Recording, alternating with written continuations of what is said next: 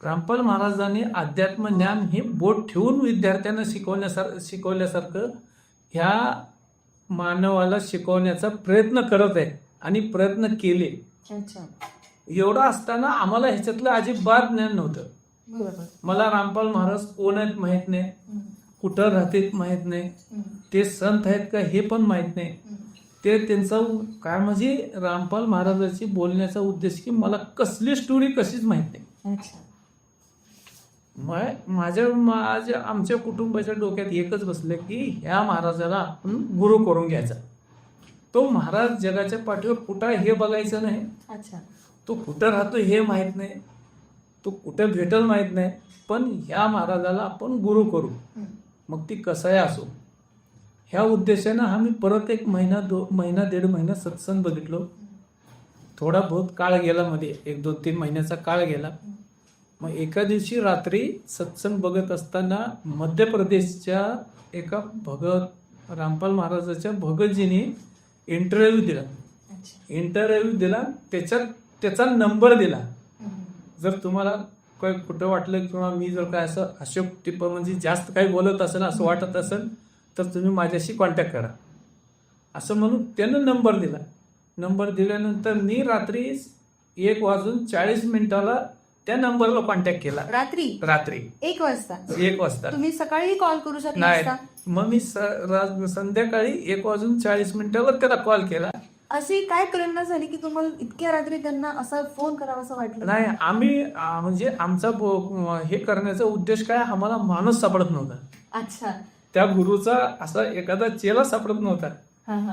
आणि ते आमच्या कधीच लक्षात नाही आलं की ती पिवळी पट्टी चालती. अच्छा. तो आश्रमचा नंबर असतो, तो दिलेला नंबर असतो, त्याच्यावर आपण कॉन्टॅक्ट करावा हे आमच्या डोक्यात आलंच नाही. अच्छा. आम्ही त्या भक्तीत वेडे झालो, त्या ज्ञानात वेडे झालो, त्याच्यामुळे आम्हाला पुढचं काही कळालंच नाही. मग त्यानंतर काय घडलं जेव्हा तुम्ही त्यांना कॉल केला? मग त्यानंतर आम्ही रात्री त्यांनी म्हणले मग मी म्हणलं बाबा मला महाराजाला गुरु करायचा है, मेरे को ये गुरु करना है, तो कब करना है, मेरे को अभी करना है. तो अरे यार अभी तो 1-1:30 बज रहा है, सुबह नहीं कर सकते क्या?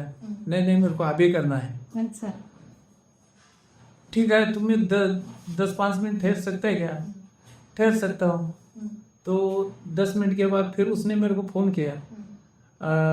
ठीक है करो, 2 मिनट में ठहरो, मैं तुमको नेम भेजता हूँ बोल के मग 11 नेम पाठवले आपल्याला. 11 नेम पाठवले. ते म्हणले तुम्ही हे नेम वाचून बघा, जर हे नियम तुम्ही पसंत पडले तर मग तुम्ही तुमचं गुरु करण्याचं प्रोसेस आम्ही करू लगेच. मग त्यावेळेस ऑनलाईन सेवा चालू होती वाटतं आमच्यामध्ये. मग त्याने ते बघितलं. कोरोना चालू होतं त्या टाइमला मे बी ऑनलाईन असते. हा, ऑनलाईन होतं. मग त्यांनी मला म्हणले नियम वाचलो. आम्ही घरातल्या सगळ्यांनी नियम वाचले बघितलो तर नियम आम्हाला सगळे सर्वसाधारण दिसले, थोडे बहुत अवघड दिसले मधीने. पण आता म्हणलं आपल्याला ज्यावेळेस गुरु करायचा आहे तो जगाचा काय विचार करायचा आहे.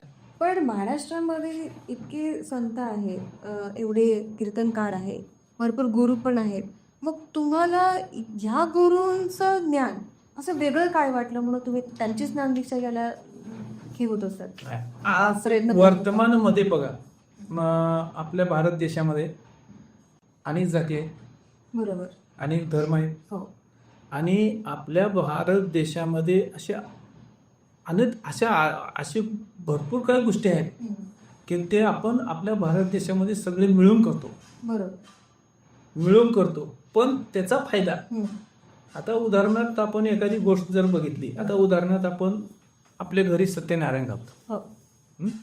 तर बघा प्रत्येकाच्या घरी माणूस सत्यनारायण घालतो.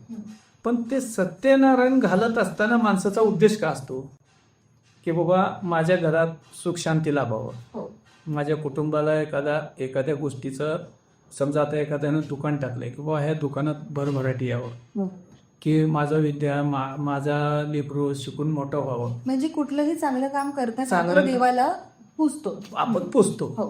मग हे पूजत असताना आपण कुण्या देवाला पुजतो हे कोणाला माहित नाही. पण आपण लहानपणापासून बघत आलोय गणपतीला आपण पुजतो, म्हणजे प्रत्येक गोष्टीसाठी वेगळा देव समजू शकतो. किंवा विद्येचं म्हटलं की सरस्वती देवी आली, किंवा शक्तीचा देव म्हणाला की हनुमान आले, म्हणजे परमात्मा. बरोबर आहे ना. ज्या वेळेस एखाद्या अज्ञानी माणसानं, आता उदाहरणार्थ बघा, आपण सहज जर निघालो